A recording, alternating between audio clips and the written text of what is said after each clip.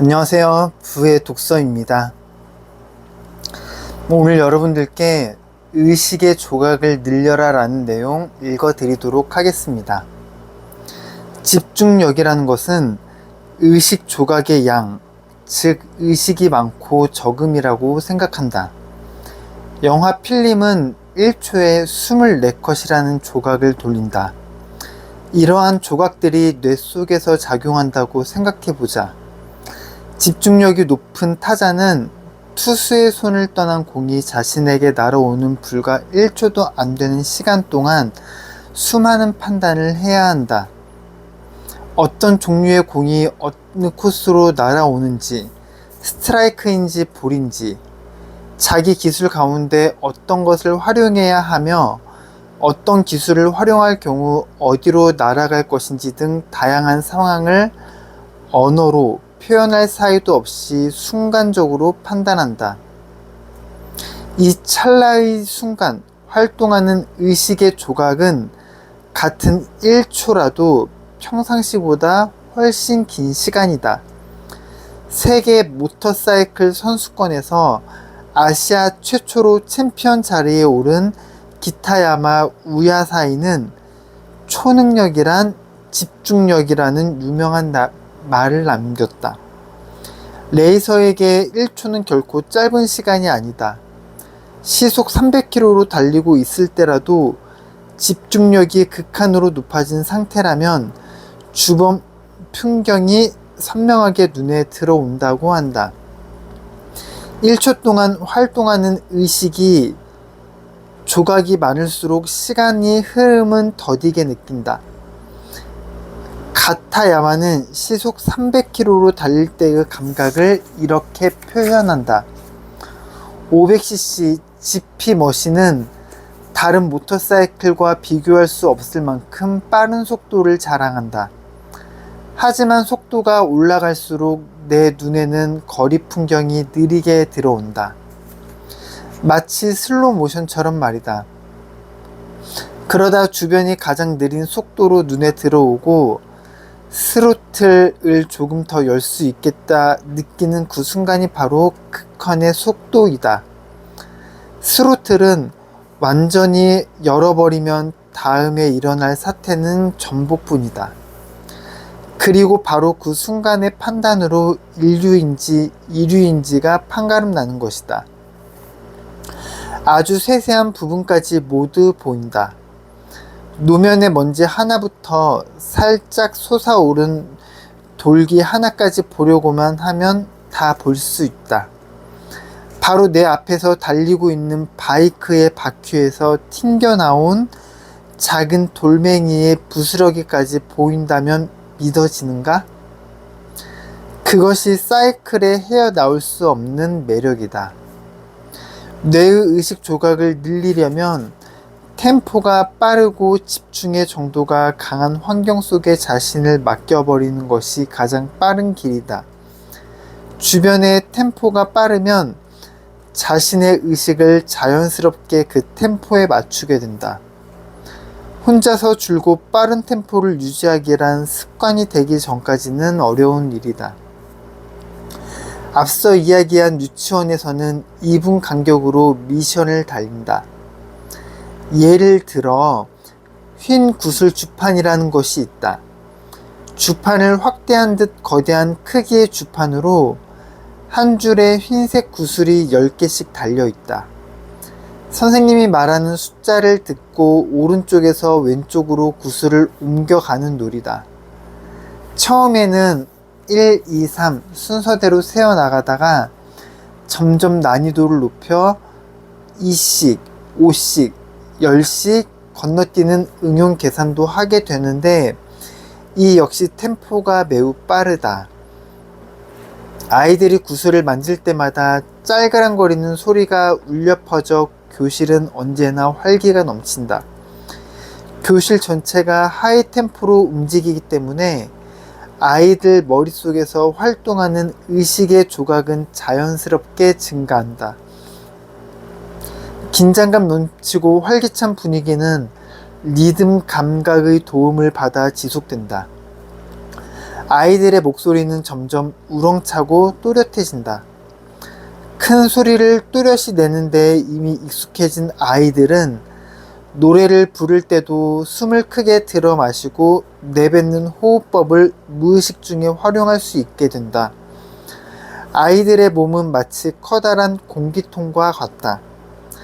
강력한 물살이 빠르게 흘러가는 호수처럼 아이들의 몸은 강하고 곱게 숨결을 뿜어내며 나무 줄기처럼 단단해져 간다. 흡사 인간 호수같이 에너지로 가득한 신체를 갖게 된다. 빠른 템포로 큰 소리를 내게 되면 배도 크게 움직인다. 눈치채지 못하는 사이 복식 호흡을 자연스럽게 터득하게 되는 것이다.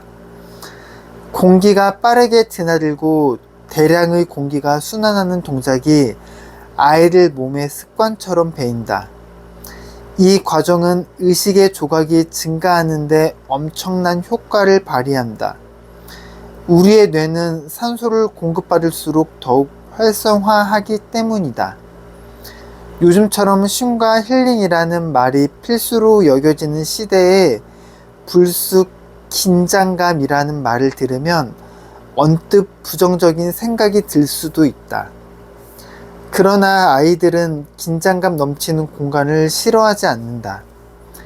해당 유치원에서 플래시카드 교육도 진행하고 있었는데 이는 아이들에게 한시나 단어가 적힌 카드를 아주 짧은 순간 보여준 다음 큰 소리를 내어 말하게 하는 방법이다.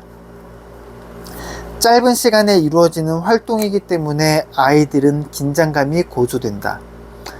리듬과 템포를 놓치지 않고 지속하다 보면 선생님과 아이들은 힘찬 에너지를 주고받으며 즐겁게 교감한다.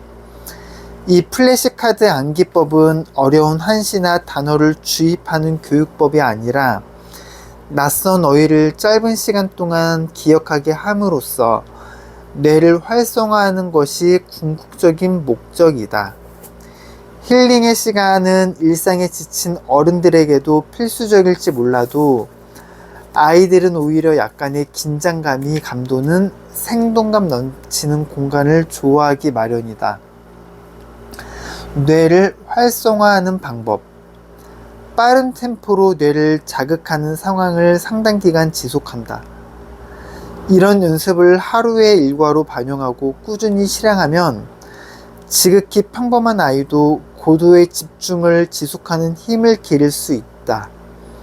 이 실천법은 무언가를 단련하는 일이나 연습하는 것에 덜컥 겁부터 내며 꺼리는 이른바 단련 공포 신드롬에 빠진 어른들도 눈에 띄게 변화시킨다.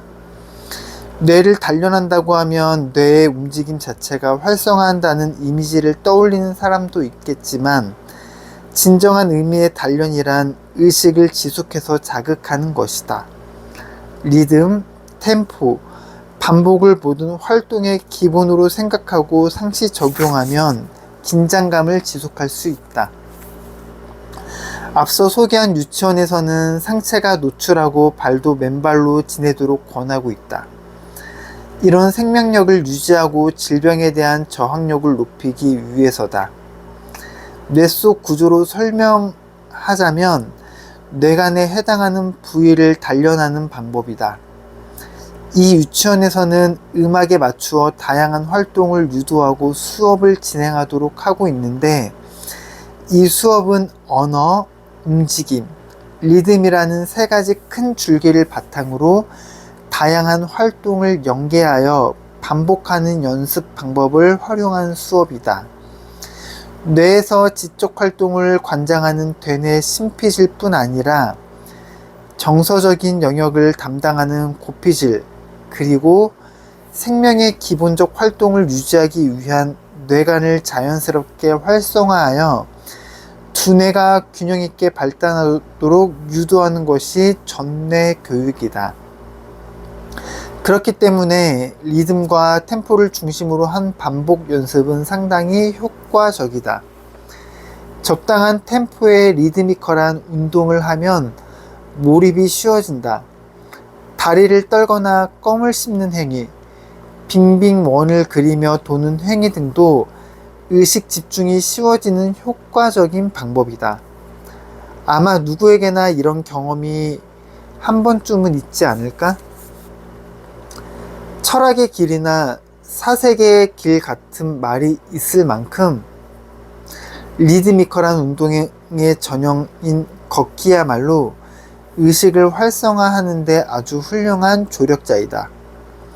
걷기를 비롯한 규칙적이고 리드미컬한 운동은 세로토닌 식형계를 자극하여 편안한 집중 상태를 만들어준다. 예를 들어 엄청난 양의 봉투를 붙이는 등 단순 작업은 굉장히 지루하다. 그러나 그런 작업이라도 리듬을 타며 진행하는 일종의 쾌감을 느낄 수 있다. 특히 여러 명이 함께 작업을 할 때 리듬감 넘치는 템포를 주고받으며 일하게 되면 한없이 지루한 일도 일사천리하게 진행될 뿐 아니라 지루하던 단순 작업이 어느새 즐거운 놀이로 변한다.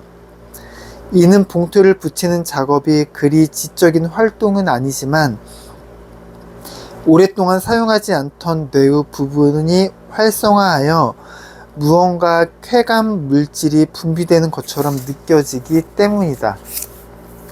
상당히 고차원적인 지적 활동으로 여겨지는 작업에도 의외로 많은 단순 작업이 포함되어 있다.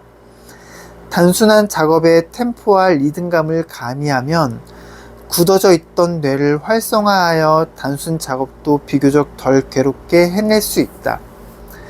구체적으로 뇌의 어느 부분이 활성화하는지 느끼기는 어렵지만 자신의 뇌가 지금 어느 정도 활성 상태에 있는지 파악하기는 의외로 어렵지 않다. 그러므로 자기 의식의 활성도와 항상 신경을 기울여야 한다.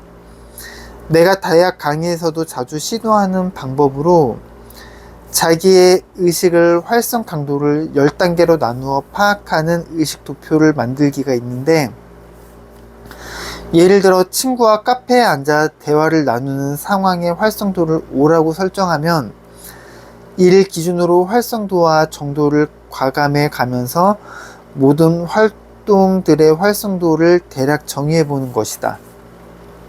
실제로 조사해 보면 강의를 듣는 상태임에도 활성화 수치가 5를 밑도는 일도 있다.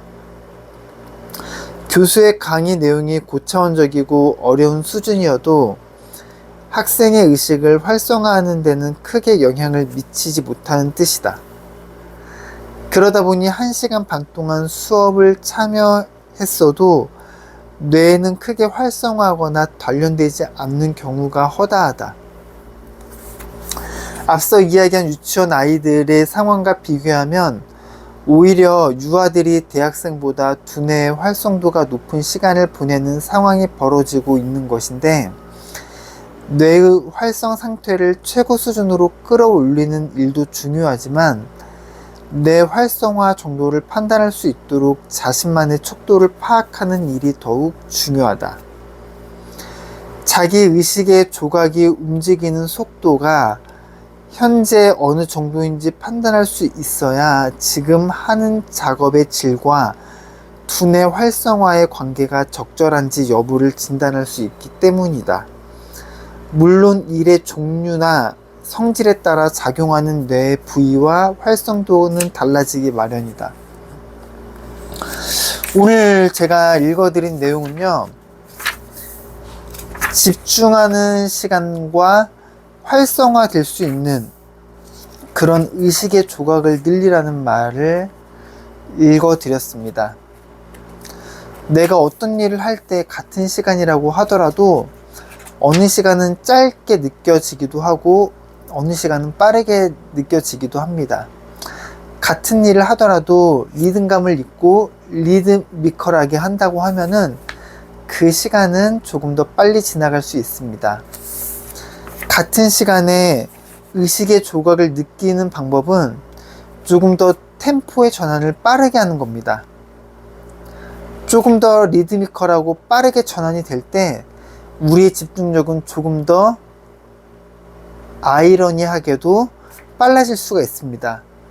실질적으로 대학생들보다 어린 아이들이 조금 더 활동력이나 집중력이 좋고 뇌 활동 수준이 높다라고도 할 수 있는 부분입니다. 네, 오늘도 여러분 좋은 하루 보내시길 바라고요. 내일 저는 더 좋은 영상으로 인사드리겠습니다. 끝까지 시청해 주셔서 감사합니다.